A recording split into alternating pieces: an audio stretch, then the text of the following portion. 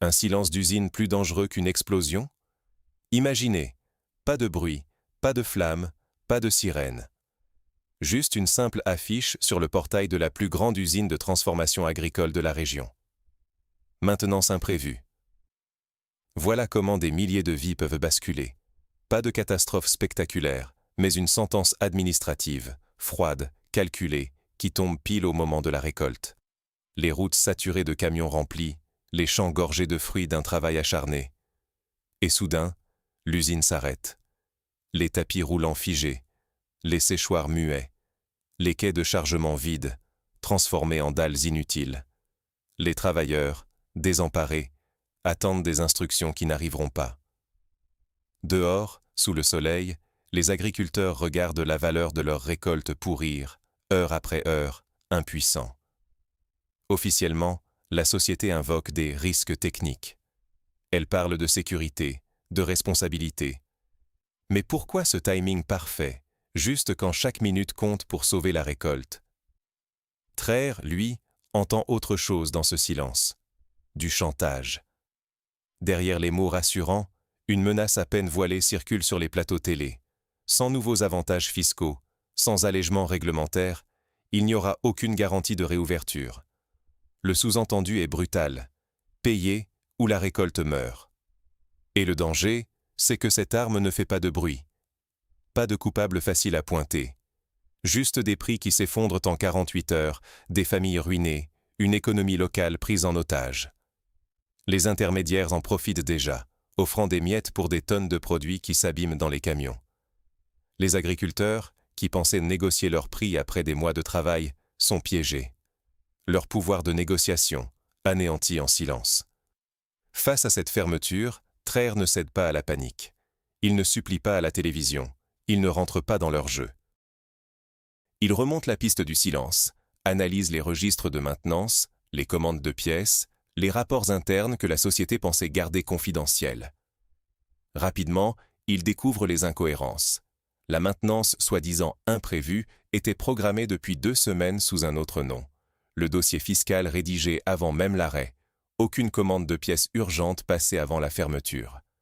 Tout est trop bien orchestré. Mais alors, comment répondre à ce chantage silencieux?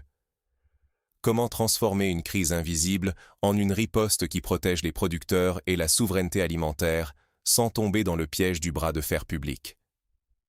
La vraie question c'est, comment retourner l'arme du silence contre ceux qui l'utilisent? Une usine qui s'arrête au pire moment, coïncidence ou stratégie? Imaginez, au cœur d'une région agricole prospère, tout converge vers un seul endroit, l'usine de transformation. C'est la plaque tournante, le point de passage obligé de chaque récolte, la clé de voûte qui fait vivre des milliers de familles. Sans cette usine, impossible de vendre, impossible même de stocker. Les camions s'accumulent sur les petites routes, les silos débordent, et chaque heure d'attente transforme les récoltes en pertes sèches. C'est précisément à ce moment-là, en pleine saison, que la société annonce une fermeture. Maintenance imprévue, dit-elle. Rien d'alarmant, juste une suspension temporaire pour la sécurité, la responsabilité, le respect des normes. Un discours carré, rassurant, presque banal. Sauf que rien n'est banal quand des milliers d'agriculteurs retiennent leur souffle, les yeux rivés sur leur unique débouché. Du côté de la société, le service de communication enchaîne les communiqués. Nous voulons aider, mais la réglementation nous en empêche. Mais Traer, lui, ne se satisfait pas de cette histoire trop lisse. Il sent que quelque chose cloche derrière ce silence. Car ce n'est pas un sabotage bruyant, pas une crise visible. C'est le calme, le vide, le mutisme technique, orchestré avec précision pour créer une crise invisible. Le vrai blocage, il n'est pas sur la chaîne de production. Il est dans l'absence de réponse, dans les informations qui ne viennent pas, dans cette attente forcée qui fait grimper la panique. Et le plus dangereux, ce n'est pas seulement l'arrêt de la production. C'est la paralysie des prix, la négociation impossible pour les agriculteurs. Tant que l'usine reste fermée, aucune récolte n'entre, aucun prix ne se fixe, aucun contrat ne se signe. Les producteurs, eux, sont piégés, pressés par le temps et la peur de tout perdre. Et ce temps, chaque heure, chaque demi-journée de silence, travaille contre eux. Les stocks pourrissent, les factures s'accumulent, les familles s'inquiètent, et le pouvoir de négociation glisse inexorablement des mains des producteurs à celles de la société. Dans les discours officiels, tout est poli, mesuré. Mais le sous-texte est limpide. Céder sur les avantages fiscaux et réglementaires où tout sera perdu. On ne menace jamais directement. On laisse planer la catastrophe, on présente la gestion technique comme une fatalité. C'est une stratégie redoutable. Faire du silence une arme, transformer la routine d'une maintenance en un chantage sournois. Et si le gouvernement fléchit, céder une fois, cela veut dire ouvrir la porte à toutes les manipulations futures. Treire, lui, refuse d'entrer dans ce jeu. Pas de protestation publique, pas de négociation sous pression. Ce qu'il comprend très vite, c'est que supplier ne servira à rien. La société attend cela, elle veut voir les producteurs désespérés, prêts à tout pour que l'usine rouvre, même à brader leur récolte ou à accepter des conditions iniques. C'est là que le vrai risque apparaît, pour l'économie locale comme pour la dignité des producteurs. Si personne ne conteste cette prise d'otage silencieuse, la souveraineté alimentaire de la région disparaît, remplacée par le bon vouloir d'un seul acteur privé. Mais Treire n'est pas homme à se résigner. Face au blocage, il décide de remonter la piste du silence. Et si la maintenance n'était qu'un prétexte? C'est la première question que Treire s'est posée, alors que l'usine affichait porte close, invoquant un incident technique imprévu. Mais très vite, plusieurs éléments n'ont pas collé. Le rapport officiel remis par la société? D'une opacité remarquable. Aucune date précise, aucun détail sur la panne, aucune mention d'une inspection indépendante. Treire a voulu comprendre.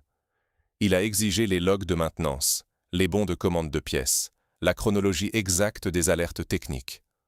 Rien, ou presque, ne lui a été fourni. La direction se retranchait derrière une migration informatique, prétendument en cours, pour justifier l'absence de documents. À ce stade, la plupart auraient abaissé les bras, se contentant des éléments fournis. Mais Treire, lui, a cherché des indices ailleurs. Un détail l'a frappé. 2 semaines avant la fermeture, un intitulé discret était apparu dans les plannings internes. Pause commerciale planifiée sur la ligne 2. Rien à voir avec l'urgence annoncée aux producteurs. Encore plus étrange, aucune commande de pièces urgentes n'avait été passée avant l'arrêt de l'usine. Pas de capteur en rupture, pas de composants critiques manquants. En croisant ces informations avec la date du dossier fiscal déposé auprès du gouvernement, dossier dans lequel la société réclamait, déjà, des allègements d'impôts et l'assouplissement des contrôles, Treire a compris. La crise n'était pas subie, elle était fabriquée. La fermeture, loin d'être une fatalité, devenait un levier de négociation redoutable. La société, en ralentissant tout le pays sous couvert de risques techniques, imposait un silence qui valait chantage. En coulisses, des emails internes mentionnaient un créneau de pression maximum, la nécessité de ramollir le marché et d'obtenir des concessions pendant la fenêtre de vulnérabilité. Un mot revenait toujours. Pression. Sur le terrain, les conséquences étaient terribles. Des milliers d'agriculteurs, piégés avec leurs récoltes, voyaient s'effondrer leur pouvoir de négociation. Les acheteurs baissèrent les prix, profitant de la panique. Les médias, mal informés ou manipulés, accusaient le gouvernement d'incapacité à réagir. La société, elle, contrôlait la narration, se donnant le beau rôle du partenaire responsable, victime des aléas techniques. Mais Treire ne s'est pas laissé enfermer dans cette histoire. Sa riposte? Refuser le piège du dialogue sous menace. Plutôt que négocier sous pression, il a choisi la transparence et l'action concrète. Il a mobilisé des ingénieurs du secteur public, contacté les ministères, réuni des techniciens indépendants et dressé l'inventaire de tout l'équipement d'État inutilisé. En 72 heures, une chaîne alternative de transformation a été montée sur un site temporaire avec l'aide de petites coopératives et d'anciens ouvriers de l'usine.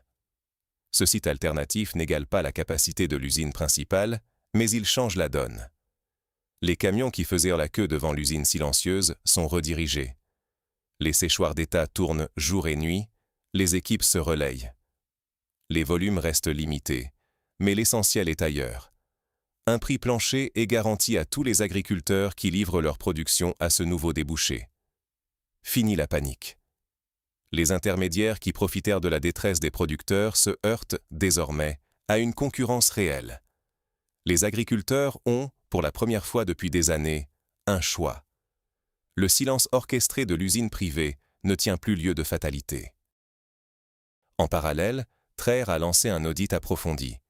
Il a exigé la totalité des historiques de maintenance. Capteurs, alarmes, tickets de réparation, température, rapport d'usure, tout ce qui pouvait prouver la réalité ou la mise en scène du danger. La société a botté en touche. Dossiers inaccessibles, panne informatique, transfert de serveurs. Là encore, un détail trahissait la supercherie. Quelques semaines plus tôt, une vidéo promotionnelle interne montrait le tableau de bord de l'usine, bien fonctionnel, affichant tous les historiques. Traire a fait entrer sur le site une équipe d'inspecteurs, composée non seulement d'ingénieurs publics, mais aussi d'un représentant d'associations agricoles, indépendants. L'objectif ? Garantir que les conclusions ne puissent être accusées de partialité. L'inspection a mis au jour la vérité brute. Les pièces dites critiques n'étaient pas hors service. Quelques-unes montraient de l'usure normale, mais rien qui n'aurait justifié un arrêt total. Pis encore, un paramètre de sécurité avait été volontairement modifié pour provoquer l'arrêt automatique de la chaîne sous charge normale. En d'autres termes, on avait programmé la ligne pour qu'elle panique toute seule, exactement au moment où la récolte affluait. Autre découverte, les stocks de pièces de rechange, pourtant obligatoires, avaient été sciemment diminués depuis des mois. Les commandes de réassort avaient été retardées. La société avait cultivé la crise, comme on cultive un champ, pour la récolter en pression politique. Le coup de grâce est venu d'un échange d'emails internes entre la direction et un sous-traitant local. On y parlait ouvertement de « attendre la bonne fenêtre pour maximiser la pression », de pousser la narration si le gouvernement ne cédait pas, et de utiliser la détresse des agriculteurs dans la communication. Impossible de nier la stratégie. Mais au lieu de répondre par la colère, Traire a répondu par la protection. Il a élargi la garantie d'achat au prix plancher, installé des points mobiles de collecte pour les zones isolées, subventionné le transport et publié les conditions d'achat noir sur blanc, rendant impossible toute spéculation cachée. Les petits moulins locaux ont été intégrés dans le dispositif, augmentant la capacité globale. Une publication officielle, co-signée par l'Association agricole indépendante, détaille la chronologie. Le moment précis où le paramétrage de la ligne a été changé, la date du dépôt des demandes fiscales, l'absence de commande de pièces avant la fermeture. Pour chaque point, une pièce, un eurodatage, une signature d'inspecteur. Face à ces révélations, la société a tenté de noyer le poisson. Accusations de manipulation politique, plaidoyer pour la liberté d'investir, discours sur la confiance des marchés. Traire n'a pas répondu sur ce terrain. Il a publié les écarts réels d'inventaire, les retards de commande, les extraits d'emails, tout, sauf ce qui tombait sous le secret légal. D'un coup, la mécanique du chantage était lisible par tous. Pour les agriculteurs, ce n'était plus une crise mystérieuse, c'était un piège déjoué. Les prix se sont stabilisés, les producteurs ont retrouvé de la dignité. La société, privée de son levier, a proposé de relancer partiellement l'usine, à condition d'obtenir sur le champ les avantages fiscaux. Mais cette fois, la réponse de Traire va transformer le rapport de force. Quand la solidarité et la transparence brisent le chantage, tout bascule. Dans un silence tendu, alors que l'usine reste fermée sous prétexte de maintenance imprévue, Traire prend tout le monde à contre-pied. Plutôt que supplier ou négocier à l'aveugle, il active les réseaux locaux. Discrètement, une ancienne usine d'État, quasi oubliée depuis des années, reprend vie. Des équipes techniques, des agriculteurs bénévoles, des collectivités, tout le monde s'y met. On décroche des équipements portables, on improvise des réparations, on bidouille avec les moyens du bord. Ce n'est pas parfait, mais c'est fonctionnel. Quelques jours plus tard, le site temporaire ouvre officiellement. Les camions affluent, le désespoir reflue. Les producteurs, hier au bord de la faillite, voient renaître l'espoir. En parallèle, Traire annonce un prix plancher garanti pour tous les apports à la structure alternative et débloque un soutien logistique d'urgence. Les spéculateurs, qui misaient sur l'effondrement des prix, voient leur plan s'effondrer. Le chantage ne tient plus. Les récoltes ne sont plus prisonnières d'une seule porte fermée. Mais la société ne lâche pas si facilement. Elle tente de renverser l'opinion en accusant Traire de politiser l'économie et de menacer la confiance des investisseurs. Dans la presse, elle martèle que l'arrêt était nécessaire, que les critiques sont infondées. Mais Traire réplique par les faits, pas par les slogans. Il publie les preuves rassemblées, logs édités, commandes d'entretien volontairement retardées, seuil de sécurité abaissé de façon suspecte. Il diffuse les audits indépendants, co-signés par des associations agricoles, une signature qui vaut plus que tous les communiqués, car elle prouve l'indépendance de l'enquête. Les documents sont sans appel. La prétendue urgence technique était montée de toutes pièces. Les pièces critiques n'avaient pas été remplacées à temps non par accident, mais par choix interne. Les achats nécessaires ont été différés sciemment, les carnets de maintenance falsifiés. L'inspection externe confirme la manipulation. Seuil de sécurité ajusté pour provoquer l'arrêt au moment le plus critique pour les producteurs. Immédiatement, Traire élargit le bouclier protecteur. Il garantit des quotas d'achat à prix minimum dans la nouvelle usine, négocie avec de petits moulins locaux pour absorber l'excédent, mobilise des unités mobiles de séchage dans les villages isolés. Résultat, la menace du pourrissement s'efface, l'effet domino sur les prix s'arrête net. Les producteurs reprennent la main, les intermédiaires spéculateurs perdent leur terrain.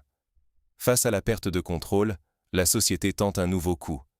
Elle propose une réouverture partielle, mais impose des conditions. Allègement fiscal, flexibilité sur les volumes, contrôle sur le prix d'achat. Cette fois, c'est Traire qui dicte les termes. Transparence totale sur les opérations, audit permanent, engagement écrit sur les prix et volumes, et fin des pressions sur l'État. Les dirigeants hésitent. Sans la menace du silence, leur pouvoir s'évapore. En quelques semaines, la panique change de camp. Le levier du chantage a basculé. À l'échelle du territoire, la scène se répète. Les agriculteurs s'organisent, mutualisent les transports, informent en direct les prix et quotas sur les radios locales. Les points de collecte se multiplient. Là où il n'y avait qu'un goulot d'étranglement, une mosaïque de solutions émerge. Non seulement la récolte est sauvée, mais la souveraineté alimentaire n'est plus un slogan. C'est devenu un fait. Les débats changent de ton. Certains milieux économiques crient au crime contre la liberté du marché. Les lobbyistes s'alarment, publier les audits internes, c'est ouvrir la boîte de Pandore. Mais Traire reste ferme. Un marché n'est libre que si tout le monde a un choix. Quand une seule entreprise peut prendre en otage la récolte d'une région entière, ce n'est plus la liberté, c'est du chantage organisé. Il transforme cette conviction en règle. Désormais, toute fermeture d'usine en période de récolte est soumise à une justification technique indépendante sous 24 heures, avec obligation d'ouvrir l'accès à des alternatives sans pénalité pour les producteurs. En cas de manipulation avérée, les sanctions tombent, amende, suspension de licence, exclusion des marchés publics. Les protestations fusent, mais la démonstration est là. Traire n'a pas cassé l'industrie, il a brisé l'arme invisible du silence. En soutenant les alternatives, il rend le chantage obsolète, tout en traçant une ligne rouge pour les futurs abus. Plus jamais de crise agricole orchestrée dans l'ombre pour manipuler l'État. Le dernier acte de la société ?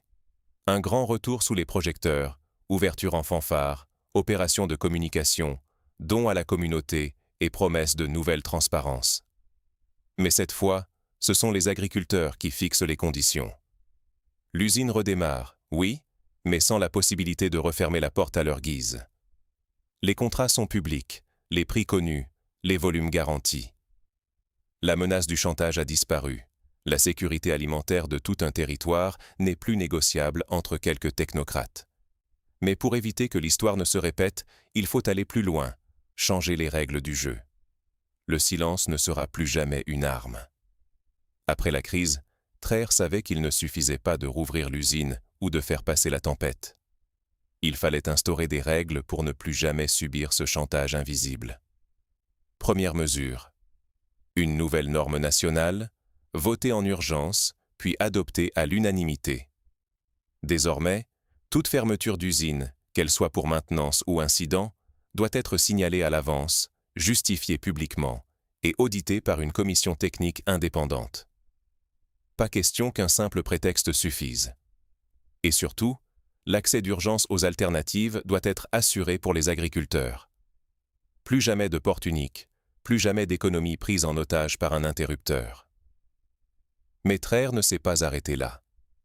Il a fait inscrire dans la loi des sanctions réelles en cas de manipulation commerciale. Retrait de licence, amendes lourdes et même exclusion définitive des marchés publics pour les entreprises qui tenteraient encore de jouer avec le feu. Dorénavant, aucun industriel ne pourra menacer la récolte d'un village ou d'une région entière sans risquer sa propre survie économique. Et pour que ces règles ne restent pas que des mots, l'État a massivement investi dans les circuits courts et la modernisation des petites usines locales. Plus question de dépendre d'un géant unique. Chaque région a désormais ses propres capacités de transformation, avec des équipements neufs, des pièces détachées locales et des équipes formées à la gestion de crise. Les transports ont été optimisés, les coopératives ont mutualisé leurs ressources. L'idée est simple, diversifier les points d'entrée pour que jamais un seul verrou ne bloque le marché. La transparence est devenue la règle d'or. Chaque jour, les prix pratiqués dans les usines, les volumes achetés et les délais de traitement sont publiés sur un tableau de bord public. Les radios communautaires tiennent la population informée, les coopératives surveillent en temps réel les entrées et sorties. La surveillance n'est plus un instrument de contrôle, mais un bouclier contre la manipulation. Le modèle Traire est né. L'État ne négocie pas la sécurité alimentaire, il la garantit. Et le message a été compris.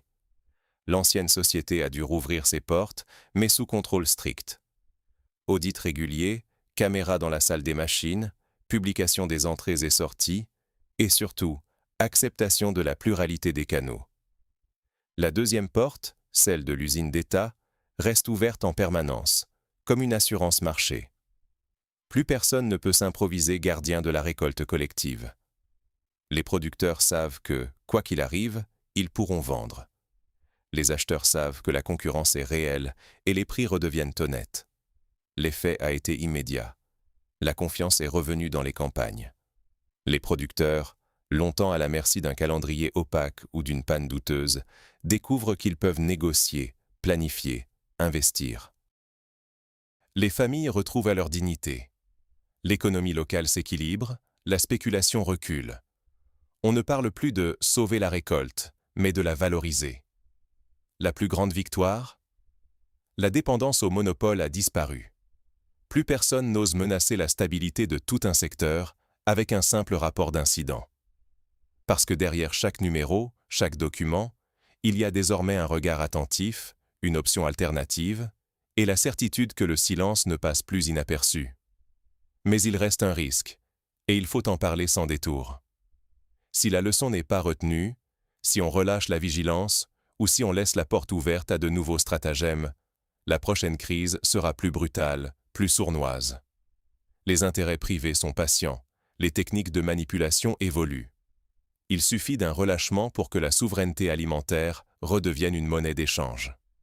Traire le répète, la sécurité alimentaire ne se négocie pas, elle s'impose, pour protéger le bien commun. Ce qui s'est joué ici n'est pas juste une question d'usine ou de maintenance. C'est un modèle, un plan de bataille contre la prise d'otages moderne. Un exemple pour toutes les régions, tous les secteurs exposés à ce type de chantage silencieux. Reste à comprendre comment cette résistance peut s'étendre, et pourquoi, à l'ère des réseaux et des dépendances globales, bâtir des alternatives n'est pas un luxe, mais une nécessité vitale. Parce qu'au fond, ce n'est pas seulement une histoire d'usine, mais un modèle de résistance à la prise d'otages moderne. La prochaine prise d'otages ne viendra pas armée, mais en silence. Voilà la leçon la plus troublante de cette histoire. Aujourd'hui, la menace ne s'habille plus de chaînes ou de barreaux, elle s'enveloppe dans la discrétion technique, dans un vocabulaire feutré, dans des écrans de maintenance ou de procédure. Quand l'usine s'est arrêtée, il n'y a pas eu de violence à filmer, pas de manifestation à réprimer. Juste un silence brutal. Une ligne de machines éteinte, des camions à l'arrêt, des agriculteurs démunis face à une récolte qu'ils ne pouvaient plus vendre. C'était un acte de chantage sans bruit, mais d'une efficacité redoutable. On ne négocie pas avec une panne, on attend, et plus on attend, plus la panique s'installe. C'est pour cela que le vrai courage, la vraie modernité, ce n'est pas de supplier l'usine de rouvrir, ni de descendre dans la rue. C'est d'oser faire autrement. Traire a compris tout de suite que ce n'était pas le hasard ou la malchance qui avait arrêté la chaîne de transformation. C'était un levier, actionné au moment précis où les agriculteurs étaient le plus vulnérables, où la moindre journée de retard pouvait transformer une année de travail en ruine. Il a refusé de jouer le jeu du silence. Il a répondu en construisant, en ouvrant une porte là où on voulait toutes les refermer. Traire n'a pas cherché à gagner un bras de fer d'ego. Il a cherché la sécurité, la possibilité pour chacun de vendre, de vivre, de traverser la crise sans perdre sa dignité. Il a mobilisé des ingénieurs locaux, relancé une installation oubliée par l'État, transformé une capacité imparfaite en pouvoir de négociation réel. Il a garanti un prix plancher transparent, empêchant les intermédiaires de profiter de la détresse des producteurs. Il a imposé de nouveaux standards, pas pour se vanter, mais pour créer une mémoire visible. Des tableaux de bord publics sur les volumes traités, les prix payés, les délais de réponse. Plus question que le silence reste invisible. La prochaine tentative serait démasquée dès qu'elle commencerait. Et quand certains ont accusé Traire d'interférer dans le marché, sa réponse a été limpide. On peut négocier des impôts, on ne négocie pas avec la faim. La véritable victoire, ce n'est pas d'avoir rallumé les machines, c'est d'avoir changé les règles. D'avoir prouvé qu'aucun acteur privé ne peut prendre en otage la sécurité alimentaire d'un pays sans que l'État ait le dernier mot. Quand les alternatives existent, le chantage perd toute sa valeur. La dépendance devient un mauvais souvenir. Ce que Traire a mis en place, ce n'est pas un gadget de plus ou une rustine temporaire. C'est une révolution dans la façon de protéger l'intérêt général. Plusieurs centres de collecte, des contrats surveillés, des obligations de continuité de service, des prix encadrés pendant les périodes critiques, et surtout une deuxième porte qui reste toujours ouverte. Parce qu'une seule ouverture, c'est une invitation au chantage. 2, c'est la liberté retrouvée.